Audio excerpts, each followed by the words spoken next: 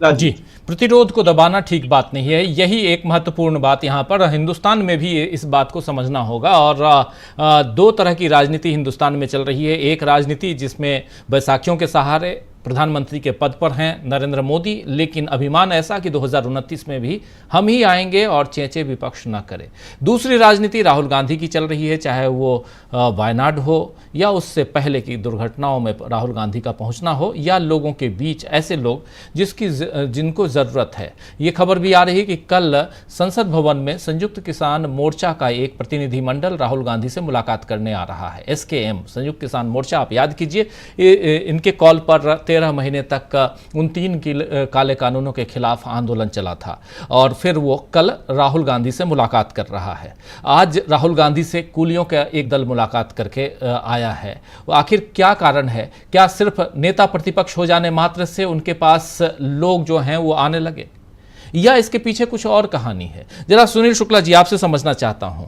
नेता प्रतिपक्ष बन गए राहुल गांधी इसलिए आ रहे हैं ये सब मिलने के लिए, या राजनीति उस दिशा में जा रही है, जनता का विश्वास उधर बढ़ रहा है? धन्यवाद राजीव जी। राहुल गांधी से लोग अभी नहीं मिल रहे हैं, पहले ही मिलने आते थे। हम में से जो लोग संसद में जाके देखते रहे हैं, तो ऐसा नहीं था कि पिछली संसद में लोग राहुल गांधी से मिलते नहीं थे। हाँ, 16वीं संसद, जो उसके पहले वाली जो संसद थी, जो 2014 से लेकर 19 तक, उसमें उनसे मेल मुलाकात की संख्या कम थी। लेकिन 19 से 24 वाले में ही लोग उनसे मिलने लगे थे।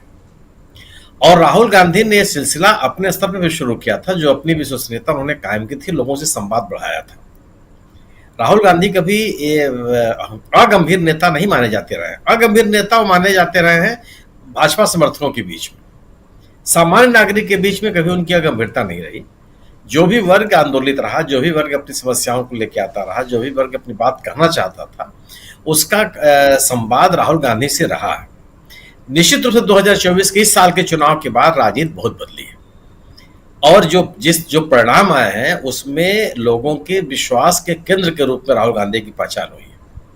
लोगों को ये लगने लगा है कि एक ऐसा नेता जो जनता की समस्याओं के साथ संवेदना के स्तर पर जुड़ना चाहता है, एक ऐसा नेता जो लोगों की समस्याओं का समाधान चाहता है, समस्याओं के बीच से कोई राजनीति करना चाहता हो या कोई राजनीतिक लाभ लेना चाहता हो, यह छवि राहुल गांधी की कभी नहीं है।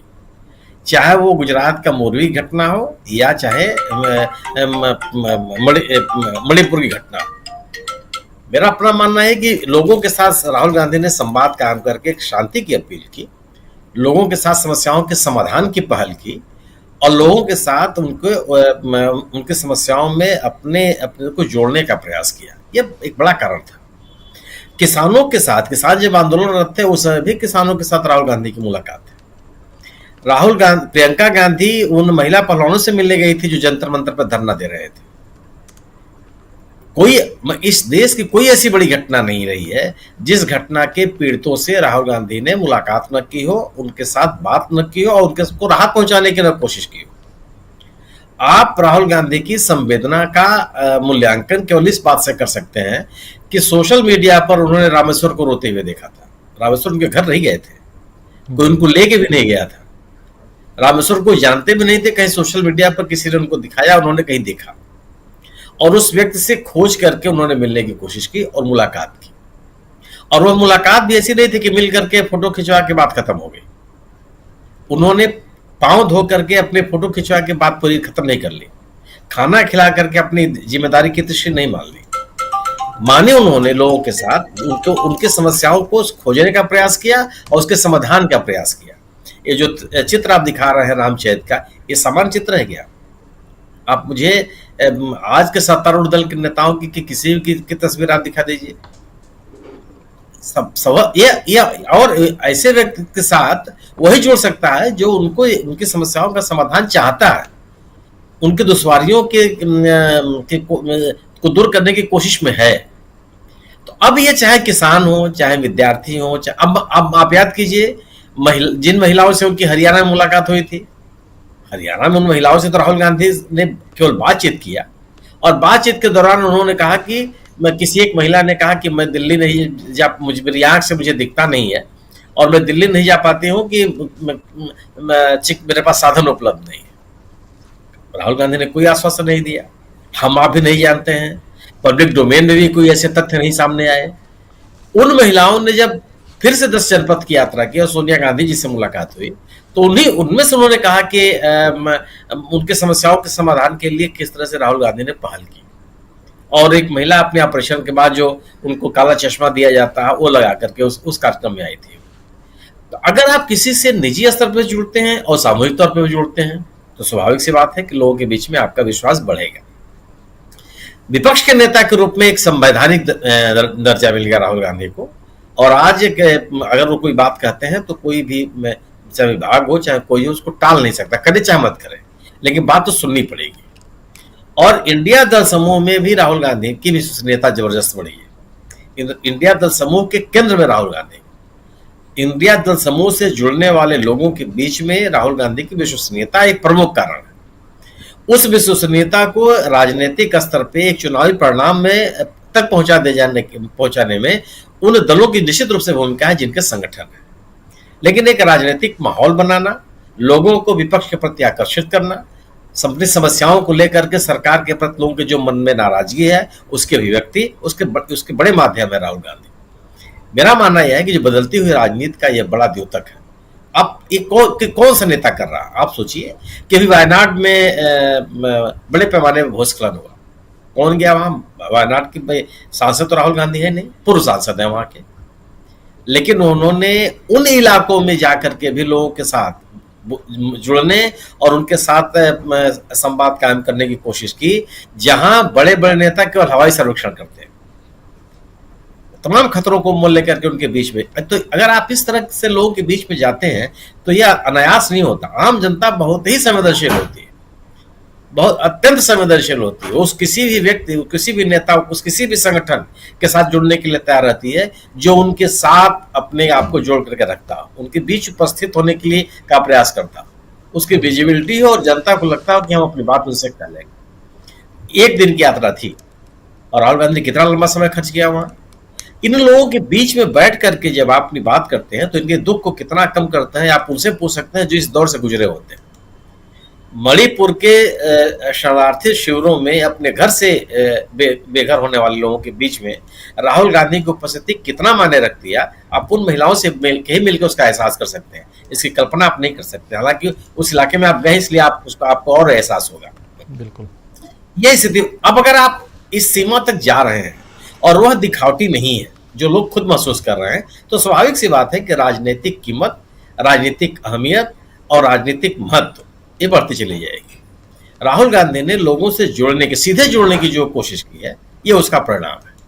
और आप कोई भी, चाहे विपक्ष का कोई दल हो चाहे सरकार का सत्तारूढ़ दल हो, राहुल गांधी को आप खारिज नहीं कर सकते, आप इग्नोर नहीं कर सकते। आप स्वीकार करें चाहे न करें, लेकिन आप इग्नोर नहीं कर सकते, उपेक्षा नहीं कर सकते। अब बांग्लादेश की बात, बांग्लादेश की जो स्थिति है, निश्चित रूप से बांग्लादेश और हमारी स्थिति में बहुत अंतर है। लेकिन अगर आप जन भावनाओं का सम्मान नहीं करेंगे, जन भावनाओं के बारे में आप अतार्किक, अगंभीर और संवेदनहीन बातें कहेंगे, तो निश्चित रूप से आपको इस स्थिति का सामना करना पड़ेगा। अवामी लीग उस देश को बनाने वाली पार्टी है। बांग्लादेश नेशनलिस्ट पार्टी और चाहे जनरल जातीय पार्टी जो वहां के पूर्व सेना प्रमुख ने बनाई है, इन दोनों पार्टियों का वो दखल नहीं रहा बांग्लादेश की राजनीति में जो अवामी पार्टी की रही। लेकिन अगर अवामी पार्टी भी लोगों के नब्ज पे हाथ नहीं रखेगी, लोग अपनी जो बात कह रहे हैं, हर निर्णय आप राजनीति प्रेरित करेंगे, चुनाव में पारदर्शिता नहीं रखेंगे, तो लोगों का विश्वास घटता चला जाएगा। अभी हेमंत ने जिस चित्र का उदाहरण किया वो वाकई बहुत ही शॉकिंग है। अगर मुजीबुर रहमान के मूर्ति पर लोग हथौड़े चलाने लगेंगे तो यह तो वहां के राजनीतिक स्थितियों के बारे में लोगों को सोचना पड़ेगा कि आखिर ये हालात कैसे पैदा होंगे। कितने त्याग, कितना कष्ट रहा था मुजीबुर रहमान ने बांग्लादेश को बनाने के लिए, किस तरह के आंदोलन किए। लेकिन अपने चौथे इलेक्शन में जिस तरह के आरोप लगे शेख हसीना पर, शेख हसीना ने उसको गंभीरता से लेने की कोशिश नहीं की। आरक्षण का सवाल जो गंभीर हुआ, आरक्षण तो बहुत जमाने से चलता चला रहा है। आगे चल करके इसी जिस आरक्षण का प्रावधान शेख हसीना ने किया था, उसको सर्वोच्च न्यायालय बांग्लादेश ने खारिज भी कर दिया था।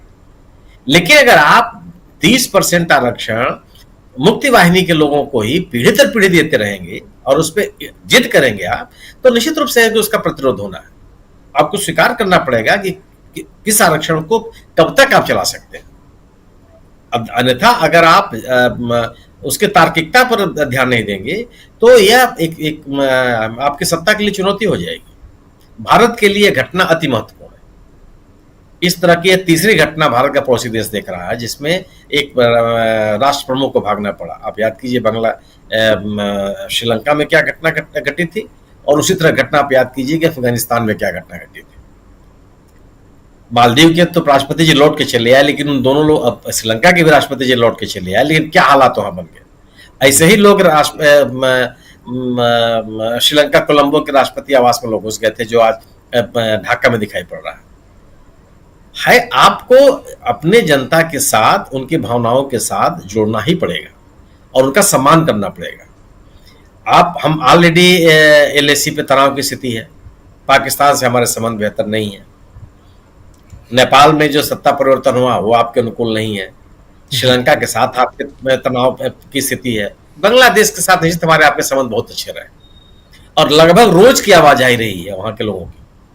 आज वहां ये जो तनाव की स्थिति है और सेना की दखल है, यह भारतीय राजनयिक के लिए, भारतीय डिप्लोमेसी के लिए एक गंभीर चिंता का विषय है यह। लेकिन निश्चित रूप से भारत सरकार का यह निर्णय स्वागत योग्य है कि शेख हसीना को उन्होंने एक सेफ पैसेज दिया निकलने के लिए। लेकिन ये अभी इस बात का संदेश जाएगा कि उस नेता को भारत ने संरक्षण देने की या पनाह देने की कोशिश की जिसके खिलाफ उस देश की जनता खड़ी है। इन दोनों के बीच में भारत कैसे अपना संतुलन कायम करेगा, यह निश्चित उसके राजनीति की परीक्षा होनी है। लेकिन किसी भी सरकार को, किसी भी चुनी हुई सरकार को अब चुनाव की पारदर्शिता को सुनिश्चित करना और लोगों की भावनाओं का आदर करना उसकी प्राथमिकता में होना चाहिए। जी बिल्कुल बिल्कुल, आप सही कह रहे हैं। और ये प्राथमिकताएं भारत को